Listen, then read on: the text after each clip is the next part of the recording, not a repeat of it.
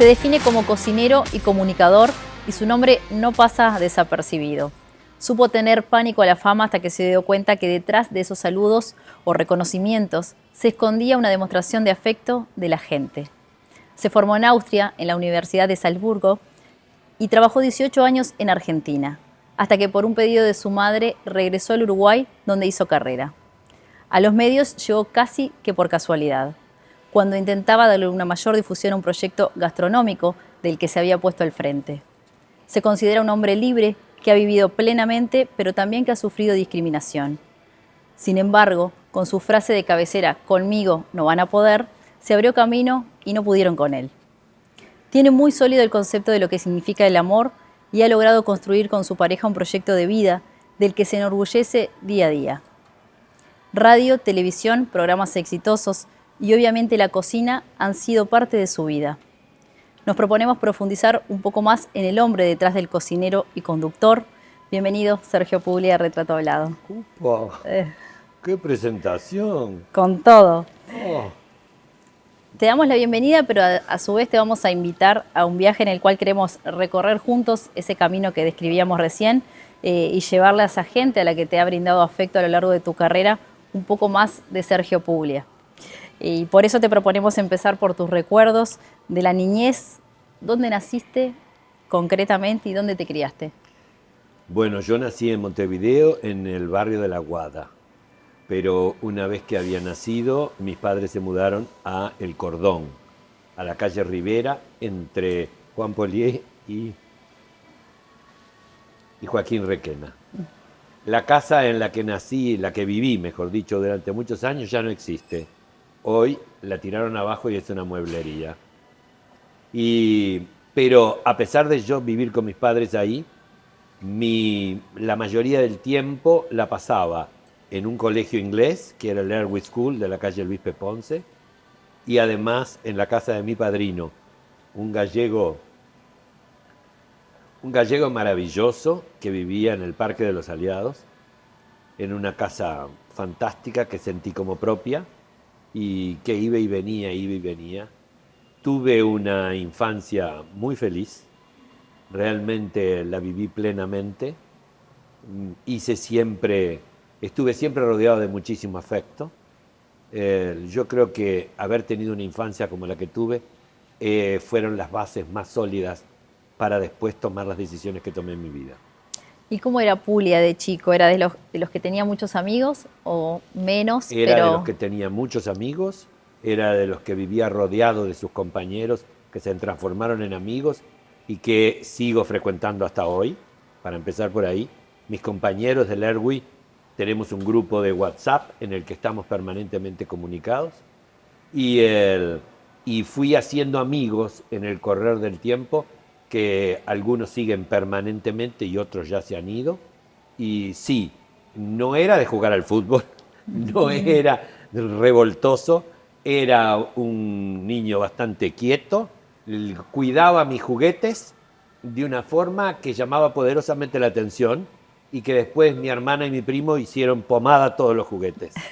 Que los médicos dicen que es sano que hayan roto los juguetes, pero yo no los rompía, yo jugaba con ellos, conversaba con ellos y los cuidaba y los limpiaba. Pero bueno, las siguientes generaciones que los heredaron los hicieron pomada. Bueno, y del barrio en el cual creciste, ¿qué recuerdos te vienen a la mente si pensás en él en este momento? Si yo, bueno, me viene a la mente de la calle Rivera entre Joaquín Requena y Juan Polié, me viene a la mente el bar Luz que queda en la esquina, porque está todavía, que era el bar donde papá iba a jugar al truco y donde yo iba a comer fainá, que me fascinaba.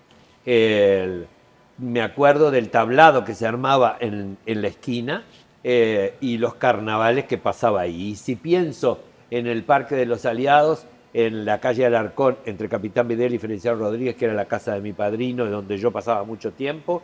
También me acuerdo de los carnavales en el Club Tabaré y de las reuniones en la calle con mi primo y los amigos de mi primo, donde yo era el mayor y entonces era como el maestro Ciruela que los corregía y les hacía un montón de...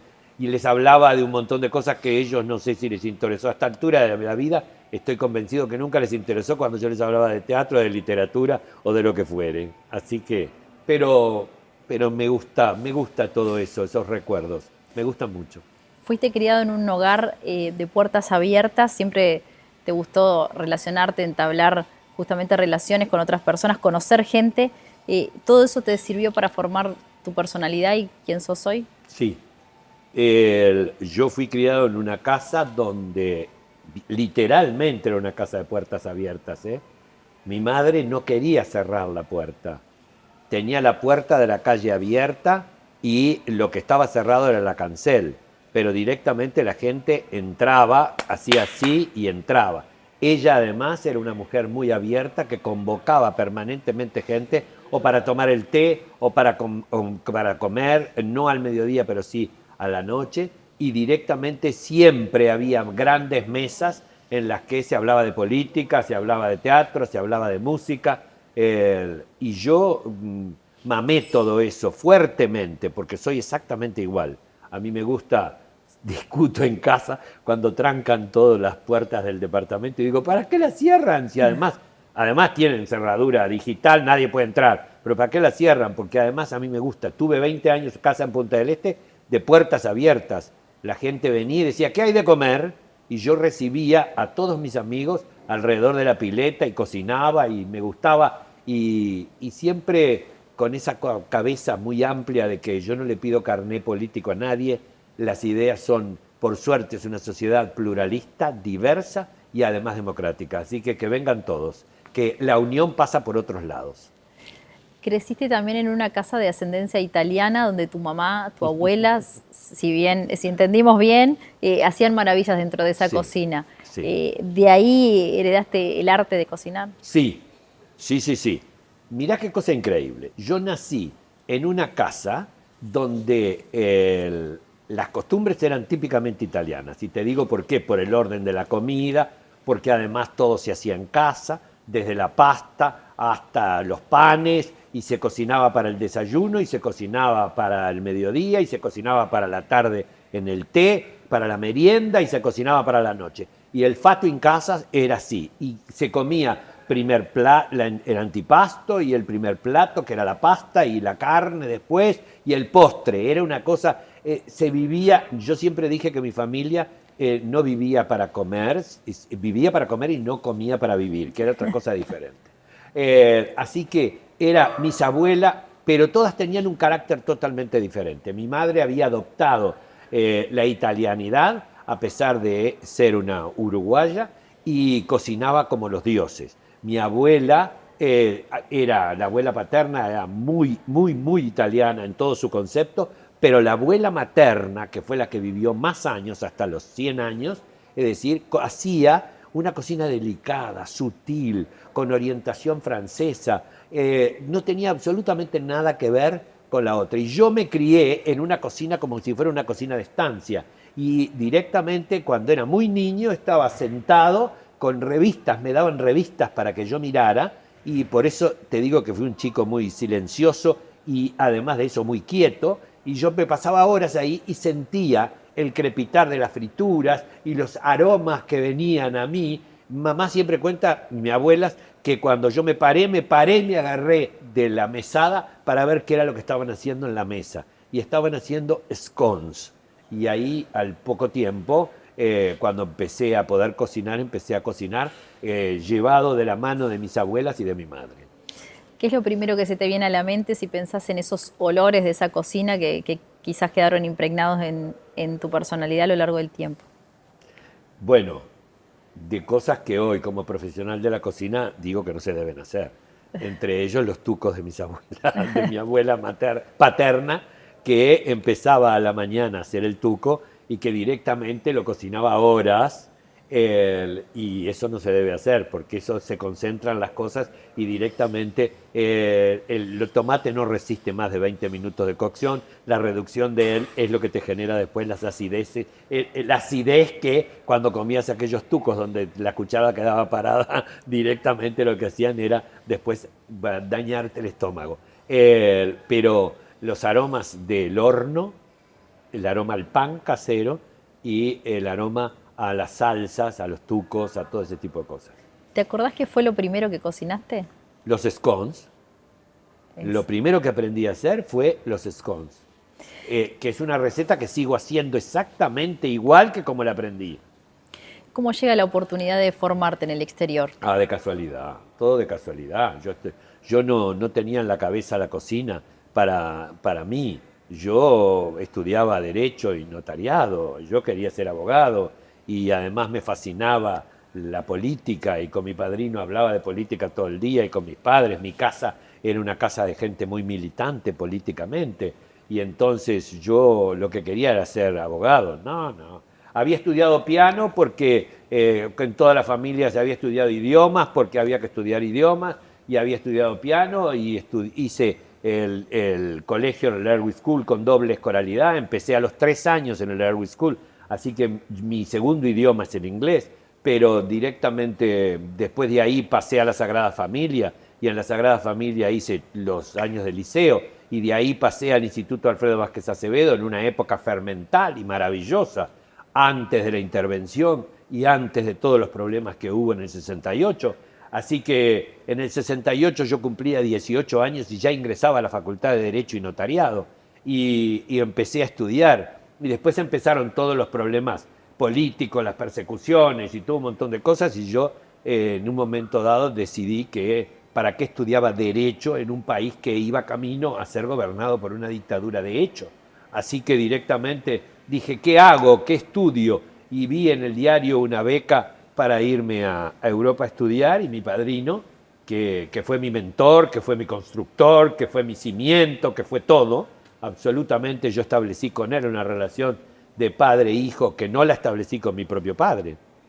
Y entonces él me dijo, bueno, si querés estudiar esto, estudiás y ahí, adelante con los faroles.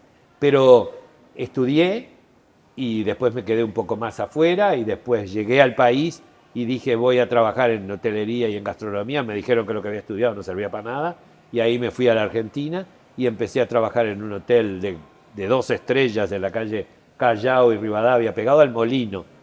Me entusiasmaba más ir al Molino que manejar la parte de hotelería, pero el hotel fue una cuna preciosa donde conocí gente maravillosa y me encontré con algunas figuras del cine argentino de los años 40 y entonces les armaba los té cocinando scones y cocinando cookies para esas figuras maravillosas como Sabina Olmos, Mecha Ortiz, Susi Kent. Qué épocas. Y bueno, y ahí empezó mi carrera en la Argentina. Me fui a la Argentina porque acá me dijeron que no servía para nada lo que había estudiado y no tenía posibilidades de trabajar. Yo le debo todo a la Argentina, porque la Argentina también ayudó a moldear mi personalidad, a seguir manteniendo la extroversión, a tener, bueno, la cuota, a seguir manteniendo la cuota de libertad, porque cuando uno se construye a sí mismo en un país que no es el tuyo, en el que te sentís que sos un extranjero, que si bien los argentinos o los porteños conmigo se portaron maravillosamente bien, también me crucé con gente que me señaló con el dedo y me dijo que me había ido a matar el hambre a ese país y que me callara la boca en un montón de momentos difíciles como fueron la guerra de las Malvinas. Así que, pero es más lo que debo agradecer que lo que debo de alguna forma criticar. Así que adelante con los faroles. ¿Te sentiste más libre en Argentina quizás que en Uruguay? No, me sentí, en los dos lados me sentí un poco perseguido, pero fueron bastante, acá fue peor que allá. Pero acá fue peor que allá en la segunda etapa, cuando volví. Mirá qué cosa más increíble. Yo sentí la discriminación fuerte cuando volví en el año 82, 81, 82. Ahí, una sociedad complicada, jodida, para usar la palabra exacta. La Argentina era terrible, la persecución al mundo gay era terrible, en plena dictadura. Aparecía un gay o 2 gays y un travesti muerto todos los días y lo mataban en la calle. Pero yo aprendí a sortear un montón de cosas y a vivir en libertad, porque yo me sentí libre de adentro hacia afuera. Y al sentirme libre yo, ejercí que mi personalidad, la gente la aceptara, no porque yo moviera menos o más una mano, o tuviera una afectación, sino directamente porque yo en lo que trabajaba bien y hacía las cosas bien. Y me valoraron por otro lado. Y entonces empezaron a dejar de ver o a sospechar, y este gay, y este servirá para algo, y este... Esa es la diferencia. Uno se debe sentir libre uno, y ahí es donde no tenés problema. Y cuando te dicen que a tu madre le quedaban pocos meses de vida, es ella quien te hace prometer que ibas a volver a Uruguay? Ese es un acto, es una comedia, es un grotesco de Jacobo Laxner. Es una comedia maravillosa. Mamá estaba internada en el Sindicato Médico del Uruguay y le dijeron, me mandaron llamar, yo vivía en la República Argentina, y me llamaron y en una junta médica me dijeron que tenía 6 meses de vida. Y directamente, que bueno, que había que sacarla de ahí, que se tenía que, bueno, seguir adelante con una internación domiciliaria, todo un montón de cosas. Y mamá, en un acto dramático, como buena gran actriz, empezó a... Vos viste que las mamas italianas y las yiddish mames se dan a mano, son bastante parecidas. Entonces empezó a decir que ella quería que yo volviera, que yo era el único que me había quedado en la Argentina, que todo estaba solo y todo ese tipo de cosas, y directamente que tenía que volver. Y yo, en un ataque así de omnipotencia, le dije, ¿y por qué tengo que volver? ¿Qué me dio este país a mí para que yo volviera? Si yo estoy muy bien en la Argentina. Y ella me contestó, me dio a mí la posibilidad de educarte. Así que, por favor, volvé. Ella tenía una visión muy especial, porque si yo no hubiera vuelto, no hubiera hecho la carrera que hice.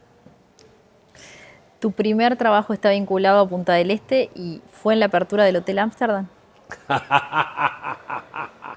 Ese es otro momento maravilloso.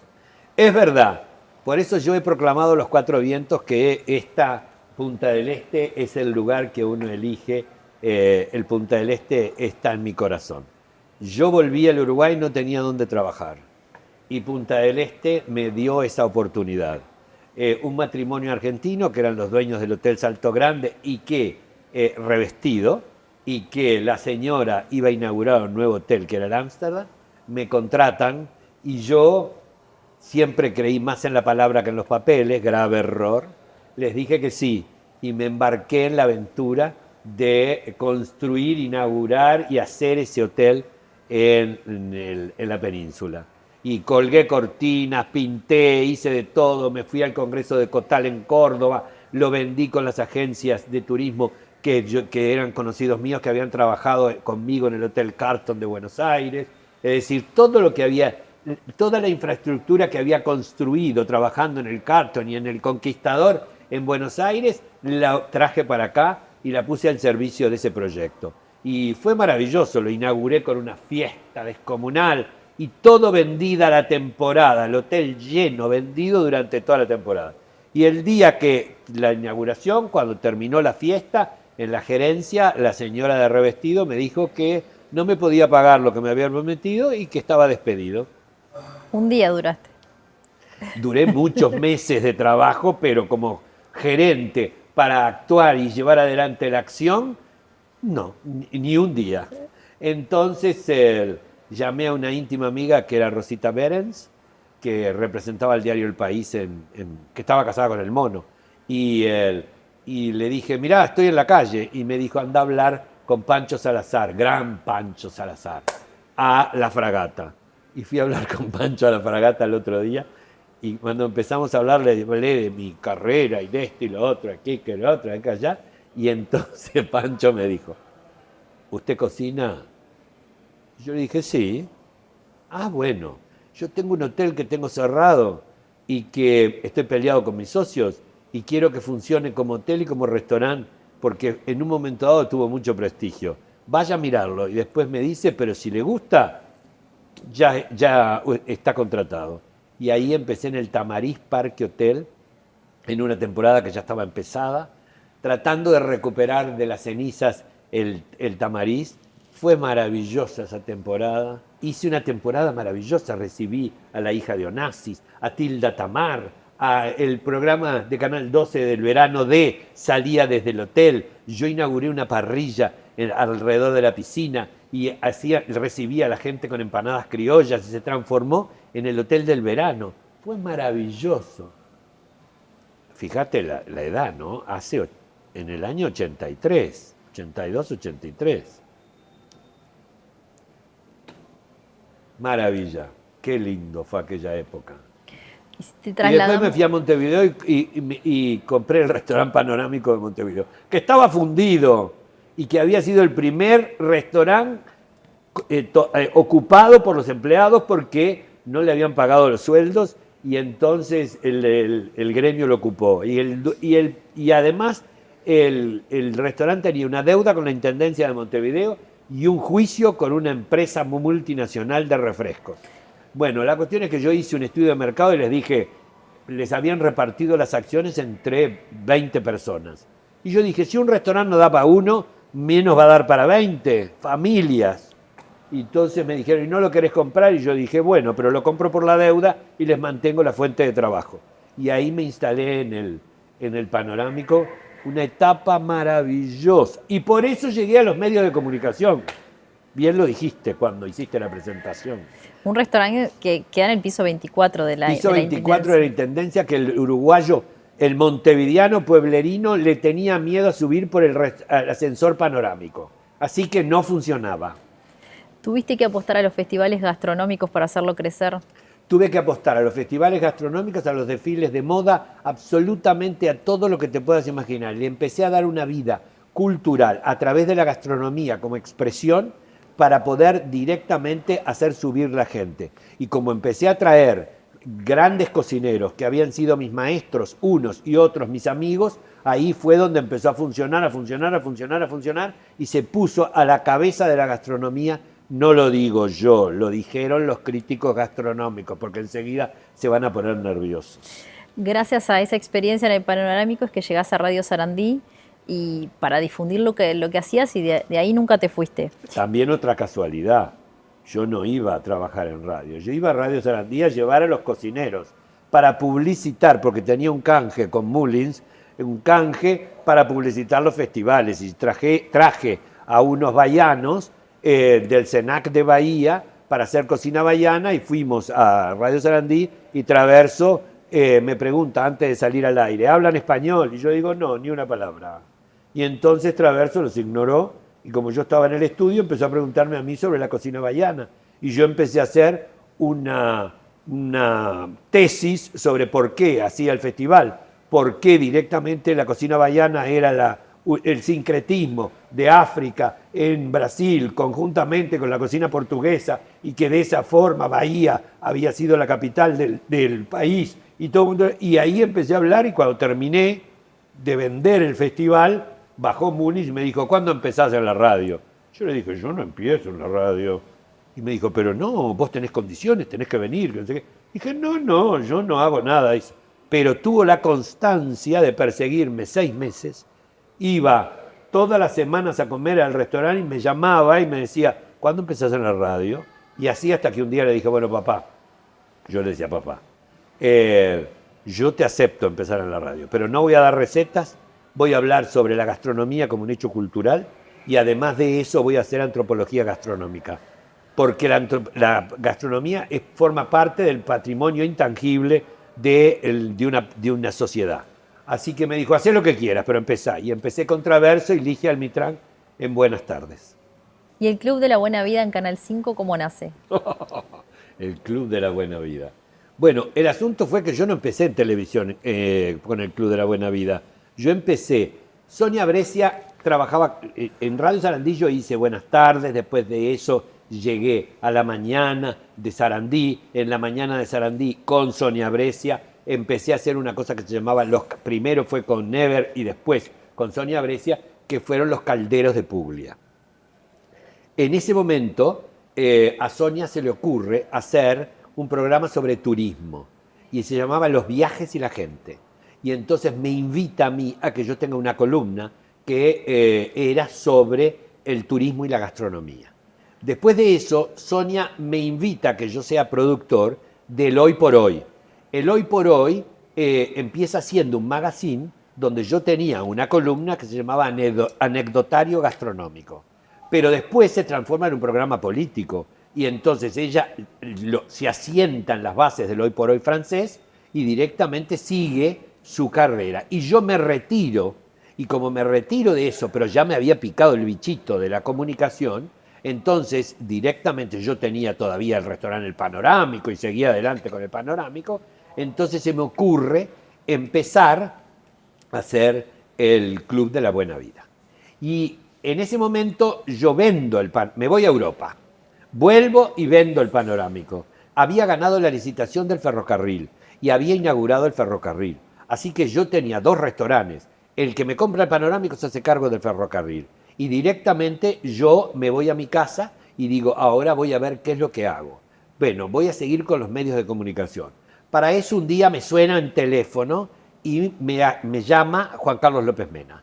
Y entonces yo creo que me están haciendo una joda y cuando me llama Juan Carlos le digo, por favor, déjate joder. Y no le doy bolilla. Y me dijo, yo soy Juan Carlos López Mena. Yo creí que era una joda. Entonces me dijo, ¿por qué no venís a hablar conmigo? Y entonces voy a hablar con él a la calle, ahí Río Negro y Colonia, y entonces me dice, ¿usted se marea? Primer pregunta. Y yo le digo, ¿por qué no hace esa pregunta? Entonces me dijo, ¿por qué no? Porque quiero saber si a usted no le interesa abrir el restaurante del Luciano Federico y si usted se marea no puede navegar todos los días, ida y vuelta, ida y vuelta, y yo cocinando. Y entonces le dije, no, no me mareo, para nada, absolutamente. Bueno, ahí inauguramos el Gala Restaurant en el Luciano Federico, que era una especie de vapor de la carrera de lujo, y empiezo a trabajar con Juan Carlos desde ese año que era, ya ni sé qué año era, bueno, 87, 88, ya ni me acuerdo qué año era. Lo único que empecé a trabajar con él y estuve hasta el año 94. Primero con eso y después con los barcos rápidos. Y maravilloso. ¿Cómo se origina Puglia Invita, programa con el Ahí. que llevas tantos años en los medios? Los viajes y la gente empiezan en el barco. Yo grababa en el Luciano Federico cuando Luciano Federico estaba en Puerto. Y de ahí seguimos quiero decir, de ahí sigo a Desayunando en el Club de la Buena Vida. También lo grababa encima del barco al principio. Y después me instalo en Canal 5 cuando en el año 94 dejo de estar en Buquebús. Y de ahí empieza después el Puglia Invita. Para hacer el Puglia Invita le pido permiso a Chiquita, pero Chiquita le digo, la diferencia entre el tuyo y el mío va a ser que yo voy a cocinar. Y entonces, como yo soy cocinero, invito a comer a la gente. Y entonces ella me dijo, no, ni me preocupa, no tiene nada que ver. La cuestión es que después yo inauguré en el año 94 la Escuela Superior de Hotelería. Y empecé, en vez de cocinar yo, para hacer publicidad a la escuela y al ITU después, empecé a poner a mis alumnos a cocinar. Y a los chicos que hacían sala los tenía de mozos. Y entonces era todo un tren de unión entre la escuela, la televisión y todo ese trabajo. Y bueno, y después de ahí, el Consejo del Sodre no les gustaba mucho que yo hiciera un programa comiendo, porque en ese momento en Canal 12 salía Chiquita. Y entonces después Chiquita baja y aparezco yo, me autorizan. ¿En qué año me autorizan? Vos sacá la cuenta. Va a cumplir 40 años el Puglia Invita consecutivo. Primero en Canal 5 y después en Canal 10. El 84, 80, por ahí. Cuando irrumpiste en la televisión fuiste objeto de discriminación y agresiones, sí, en algunas oportunidades. ¿Cómo lograste lidiar con el sufrimiento que eso conlleva?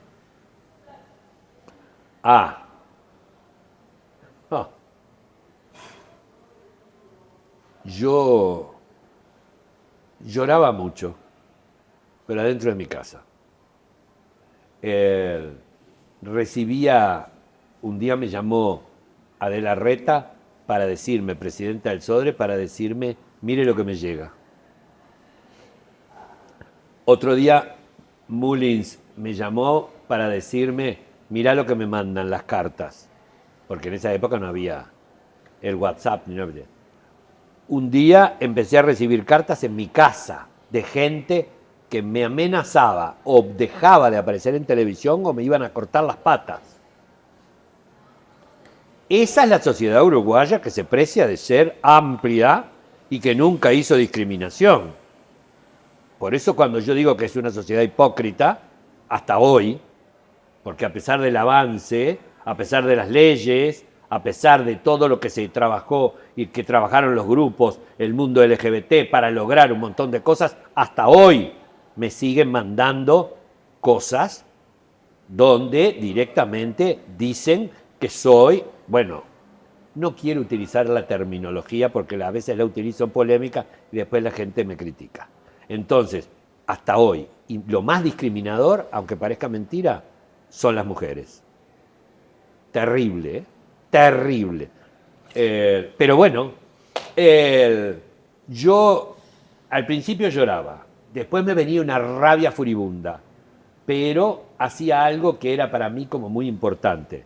Me paraba, todos los días me afeitaba para ir a hacer televisión y decía eso, conmigo no van a poder, conmigo no van a poder, mientras me afeitaba.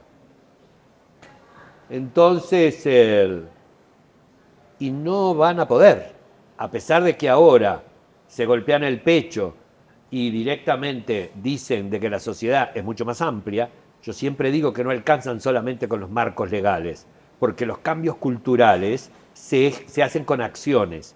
Y entonces, la cosa es pendular. Se logró, desde algún punto, en un momento dado, lograr un montón de leyes, un statu quo que te permita casarte, que te permita legalmente tener un montón de cosas, pero los grupos lo que hicieron de forma pendular fue meterse en el mundo de la política, y ese es un grave error, porque una cosa es hacer acciones sociales para lograr, junto con la política, los cambios, porque la política ¿para qué existe? Existe para los cambios, y entonces directamente para eso existe. Y entonces, pero una cosa es lograr que la política te dé bolilla para lograr los cambios, y otra cosa es afiliarse partidariamente, porque ahí empezás a dividir. Y ese es el grave problema. No todo el mundo en el mundo LGBT más Q, es decir, es de esa misma sección o de ese mismo partido. Entonces yo creo que lo que hay que hacer es, y después hacer campañas de educación. Es con educación que se cambia, es con cultura que se cambia, abriendo y dando las oportunidades a todas las expresiones, a la diversidad, que la diversidad esté presente en la vida cotidiana de la gente y no directamente que aparezca como una bandera política. Y entonces, es decir, por eso se sigue la mejor forma de atacarme hoy por tener una posición política, que es la posición política de mi familia de toda la vida, así directamente, pero que por primera vez decidí que yo no tengo por qué vivir de forma vergonzante mi filiación política, porque si los demás se golpean el pecho y dicen yo pertenezco al Partido Comunista, al Partido Socialista, formo parte de una coalición política como el Frente Amplio, que hoy es el tercer partido tradicional de este país y es uno de los partidos con mayor capital político, bueno, ¿por qué yo voy a tener vergüenza de decir soy blanco? No, entonces, pero a partir de eso también me han atacado. Y de la forma más rápida para castigarme es decir que el presidente al que yo admiro y es mi amigo no votó la ley. Sí, no votó la ley, sí, por un problema semántico y después pidió disculpas. Lo pidió en mi programa de televisión, en mi programa de radio. Y ahora acaba de ir a un matrimonio igualitario de 2 mujeres acá en Maldonado. Basta con la pavada, porque uno puede cambiar en la vida, puede madurar en la vida, puede tener la posibilidad de la flexibilización. De todo lo que te decían, ¿qué era lo que más te dolía en todo ese proceso? El puto de mierda y el gordo puto, porque 2 veces me discriminaban, por gordo y por una elección sexual. Y además de eso, haber hecho campañas. Yo recibí campañas donde directamente, a través de las redes, empezaron a trabajar en contra de mi fuente de trabajo, que era la comunicación. Yo perdí 30 clientes. 30 clientes porque no los dejaban trabajar, porque les copaban las centrales telefónicas de las empresas diciendo no apoyen a ese gordo puto. ¿Esa es la sociedad que dicen que es democrática, genial, maravillosa? Hay que seguir trabajando todavía falta mucho. Bueno, pero allí... Porque la sociedad se ha transformado en una sociedad binaria. ¿Estás conmigo o sos mi enemigo? La gente no acepta el pluralismo, la diversidad. Y una sociedad democrática es una sociedad plural. En mi casa se sentaban en la mesa a comer con mi familia gente que pertenecía al Partido Comunista, al Partido Socialista, a los blancos, a los colorados y a quien fuera. Y no importaba, porque siempre ibas a encontrar un centro, siempre ibas a encontrar en algo que humanamente nos íbamos a encontrar. Pero hoy parece que hay un sector de gente que no quiere encontrarse con nadie. Podemos decir que entonces allí nació tu frase, conmigo no van a poder, y no pudieron. Y no pudieron, es verdad, eso que no pudieron, ni van a poder. La llegaste a pasar mal, como decías recién, pero también se te ha escuchado decir, he vivido maravillosamente. ¿Te sentís pleno? Sí, sí, sí, querida. Mira, yo soy de una generación, tengo 74 años, para empezar. Así que con esa cifra te das cuenta que soy de una generación que vivió en el armario durante años. Yo estoy viviendo con Horacio desde hace 20, pero la gente se entera de un montón de cosas. Di el paso a salir del armario, expresión que a mí ni fue ni fan ni chicha ni limonada, pero salir del armario cuando anuncié públicamente que me casaba y cuando me pregunta la entrevistadora que me estaba haciendo la nota, ¿con quién te casás? Yo le dije, con Horacio. ¿Con quién va a ser? Con Horacio. Y en ese momento estaba bajando el telón de un montón de cosas, que si bien no las había ocultado, no las verbalizaba.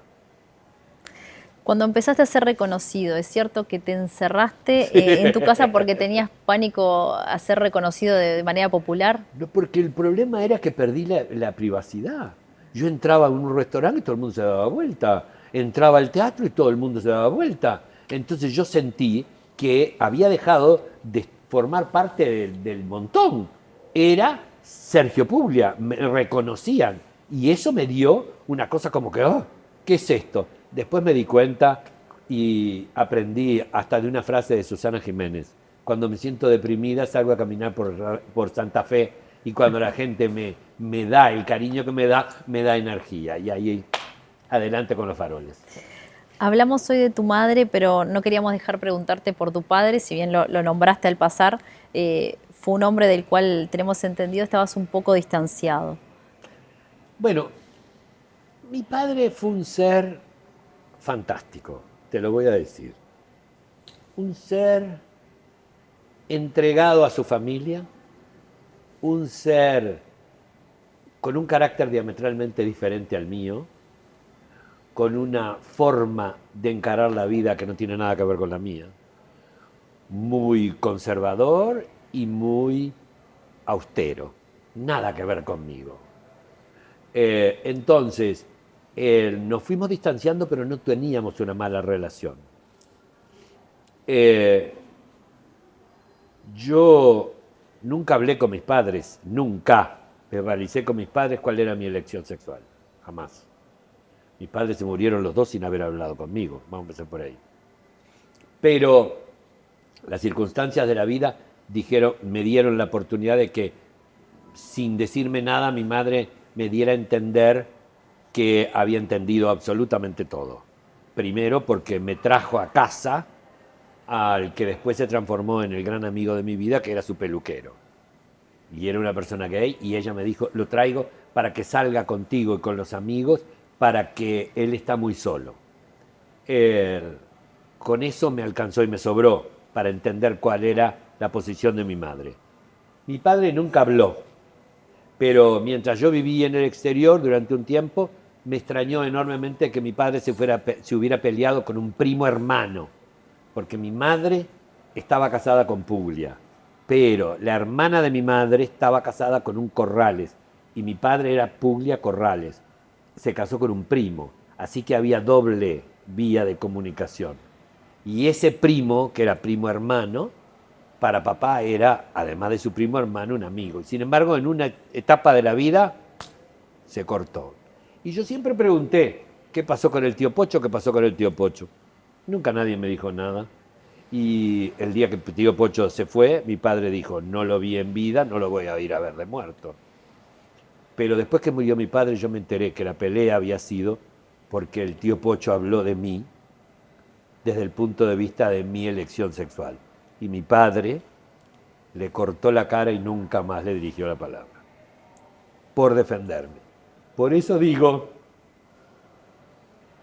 que una de las deudas que tengo en la vida es no haberle dicho a mi padre que lo quería. ¿Eso te hubiese gustado decirle antes de que partiera? Sí. ¿Llegó ese momento en el cual dejaste de ocultar tu verdadera forma de ser y de sentir? ¿Ese fue el momento en que crees que empezaste a ser libre de verdad? Yo siempre fui libre, para empezar por ahí. Pero me faltaba el escalón de decirle a todos, absolutamente a todos, cómo sentía y cómo vivía. Y eso fue el día que me casé, 23 de noviembre de hace 7 años. El amor, hablando de casamiento, suponemos que golpeó tu puerta muchas veces. Cuando llega siempre uno cree que es el amor indicado. ¿Qué te enamoró de Horacio y te hizo pensar que era el ser indicado? Su forma directa de ser, su forma auténtica de ser, su sinceridad, su desinterés en un montón de aspectos. No te olvides que tenemos 28 años de diferencia. Cuando yo lo conocí, él era un muchacho muy joven, trabajaba, había hecho su vida y sin embargo fue capaz y tuvo la capacidad de renunciar a lo que estaba haciendo por acompañarme y después se transformó en el bastón, en el sostén, en el administrador, en el compañero, en el amante y en el amigo. ¿Por qué la decisión de dar un paso más, la decisión del matrimonio? Porque la gente del mundo gay, del mundo LGBT, está de alguna forma desamparada. Yo viví experiencias duras de parejas que en un momento dado se muere uno y viene la familia y despoja al de la pareja de todo lo que habían construido juntos. Entonces, el matrimonio igualitario, la posibilidad que te da es de un marco jurídico que le permita defender la relación y defender mutuamente a los dos. Hago así porque está sentado allá, porque la gente debe pensar, ¿por qué hago así? Pero entonces, ese marco te permite tener una cosa de seguridad. Y nosotros construimos un proyecto de vida juntos. Y ese proyecto de vida juntos se vio reflejado no solamente en la relación afectiva, sino también en las cosas que hemos ido adquiriendo a partir del trabajo conjunto. Entonces, si se cumple la ley de la vida, yo voy a partir antes y no lo puedo dejar a él mirando el sol. Más allá de ese marco legal, ¿siempre fuiste del sueño de tener una boda? No, no había pensado nunca en eso. No, ni había soñado. ¿Vos te das cuenta? ¿Qué me iba a imaginar yo que en el Uruguay íbamos a tener matrimonio igualitario? No, pero ni estaba en mi cabeza, nada de eso. Ahora, eso sí, el día que organizamos la boda, que la boda surge porque Mancebo empieza a dar manija, se tienen que casar, no sé qué, iba a ser una reunioncita y que esto y yo les doy la Joaquina y ustedes hacen una fiesta para 100 personas y no sé qué, la boda termina siendo una boda descomunal con 600 invitados y Susana Jiménez de madrina. Así que te podrás imaginar el lío que fue la boda, pero maravillosa, divina. Uno de los mejores días de mi vida. ¿Cómo se conocieron? ¿Con Susana? No, con Horacio. Ah, con Horacio. Y con Susana también nos podés contar las Bueno, dos. no. Bueno, con Susana porque tenemos amigos comunes. Y además porque fuimos construyendo la amistad de a poquitito, de a poquitito. Yo no quería hacer que pensara Susana que yo era cholulo loco por los astros y que lo que quería era colgarme de la fama y de la imagen de ella. Entonces primero construimos una amistad asordinada y silenciosa para después destapar la relación de amistad a partir del casamiento. Eso por un lado. Con Horacio llegó a casa de la mano de mi colaborador. Horacio era amigo de mi colaborador en los programas, de uno de mis productores, y que lo trajo para presentarme. Y fue un flechazo de golpe. Y hace poco más de un año en una entrevista dijiste una frase con respecto a Horacio que dice así: le di el lugar para construir entre dos. ¿Vienen cumpliendo con esa construcción? Sí, por favor. Totalmente y con creces. Con creces. Seguramente sería una pregunta más para él esta que para vos, pero ¿es fácil estar al lado de Sergio Puglia? No, no. Por eso tiene el cielo ganado. Tiene el cielo... Si te la contesta él, te podría llegar el cúmulo de todos los defectos habidos y por haber. No, soy obsesivo en un montón de aspectos. Soy estructurado. No tengo, quiero, nosotros hemos construido un camino juntos porque hemos respetado nuestros propios espacios. Yo vivo obsesionado con la información, con estar al día, con esto, con aprender, con no sé qué, y él vive obsesionado con otras cosas, como es mantener la casa, la administración en regla, todo un montón de cosas. Es decir, él también es un taurino. ¿Vos sabés por qué nos llevamos bien? Porque él es Tauro con ascendente en Acuario. Y yo soy Acuario con ascendente en Tauro. Si no, jamás hubiéramos podido estar juntos. Ya nos diste algunos detalles, pero ¿cómo te llevas con la convivencia? Maravillosamente, espléndidamente, sin ningún problema. Sin ningún problema. Nunca tuvimos problema de convivencia. Bueno, Para nada. uno ve a Puglia y piensa por todo lo que hace día a día, es un adicto al trabajo al que no le debe quedar tiempo para nada.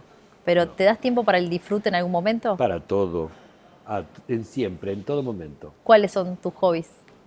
Bueno, primero comer bien, Infaltables. salir a comer, conocer otros lugares, disfrutar de...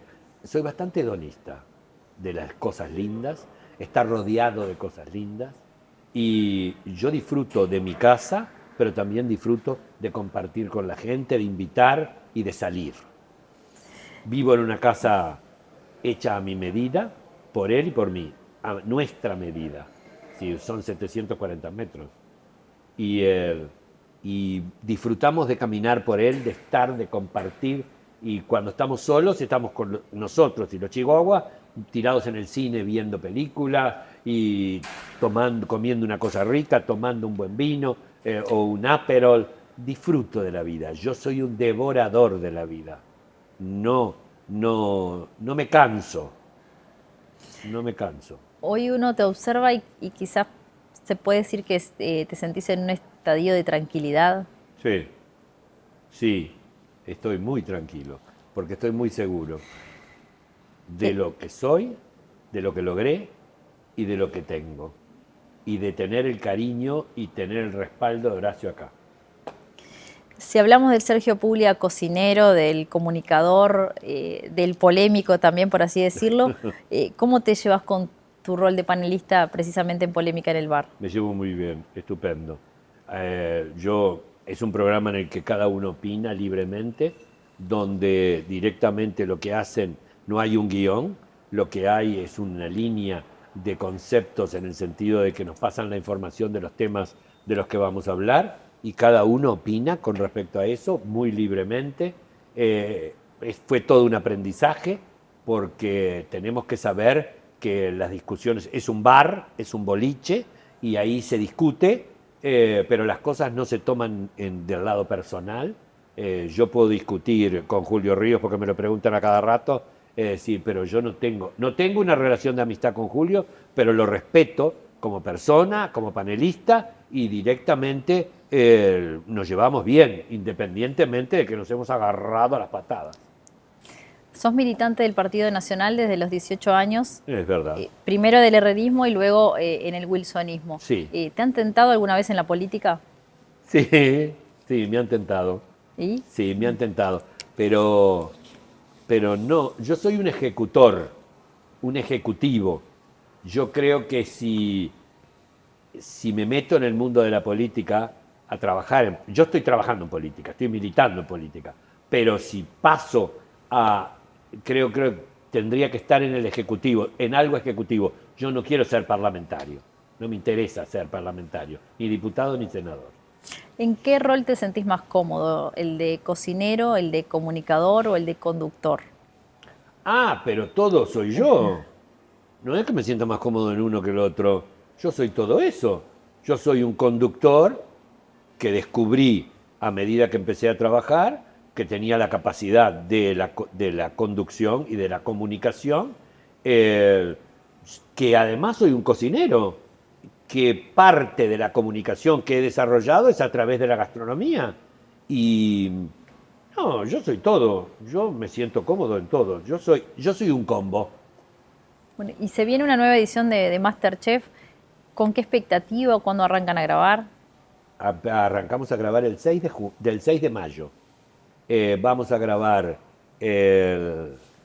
35 capítulos y es amateurs y es la 10ª temporada. Así que a partir del 6 de mayo grabo 4 días por semana, 10 horas cada día y mayo, junio y julio. ¿Celebrás que haya un programa de esas características Pero en por Uruguay? favor, el MasterChef primero cumplió 2 cosas. Una de ellas es volver a poner la televisión abierta a la familia. La familia empezó a reunirse frente a la pantalla para poder ver MasterChef.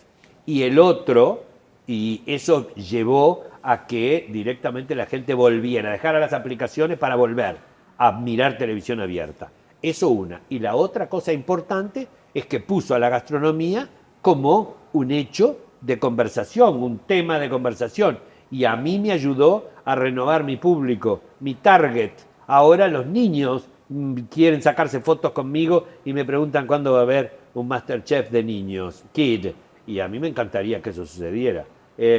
Así que me renovó el público, porque yo tenía un público clase media, media alta, señoras, mayores, no sé qué. MasterChef y Polémica me dieron la posibilidad de multiplicar. ¿Crees que la gente conoce al verdadero Sergio Puglia? No. Bueno, lo dijiste anteriormente. Cuando la gente me conoce personalmente, ahí se dan cuenta quién es el verdadero Sergio Puglia. Porque además nosotros tenemos un montón de preconceptos.